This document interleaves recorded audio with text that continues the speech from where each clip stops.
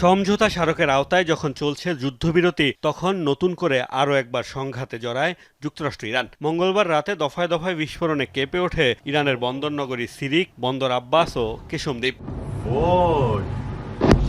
কেশমে 7টি, সিরিকে 6টি ও বন্দর আব্বাসের 10টি স্থানে হামলা চালায় মার্কিন বাহিনী। টেলিযোগাযোগ টাওয়ার সহ ক্ষয়ক্ষতির শিকার বহু স্থাপনা, আহত হয়েছে বেশ কয়েকজন। মঙ্গলবার নির্দেশ অমান্য করে মার্কিন নৌবাহিনীর সহায়তায় ওমানি রুট দিয়ে হরমুজ পার হওয়ার চেষ্টা করায় 3টি বাণিজ্যিক জাহাজে ক্ষেপণাস্ত্র ছোড়ে ইরান। মূলত এর জবাবেই ইরানে হামলা চালায় ওয়াশিংটন।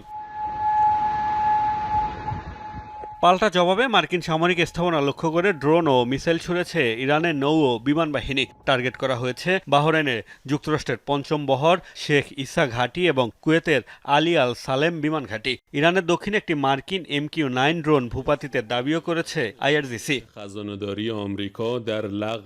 হামলা পাল্টা হামলায় যখন উত্তপ্ত পরিস্থিতি, তখন উত্তেজনা আর উস্কে দিলেন মার্কিন প্রেসিডেন্ট ডোনাল্ড ট্রাম্প। ইরানের সাথে হওয়া যুদ্ধবিরতি শেষ বলে ঘোষণা দিয়েছেন তিনি। আঙ্কারায় ন্যাটো সম্মেলনে ইরানি নেতাদের নিকৃষ্ট আখ্যাও দেন ট্রাম্প। আমি মনে করি এটি শেষ।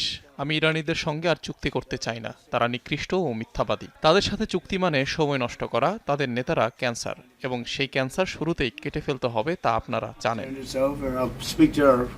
ইরানের বিরুদ্ধে সমঝোতা স্মারকের শর্তগুলোকে সংবাদ মাধ্যমে ভুলভাবে উপস্থাপনের অভিযোগ তুলেছেন ট্রাম্প।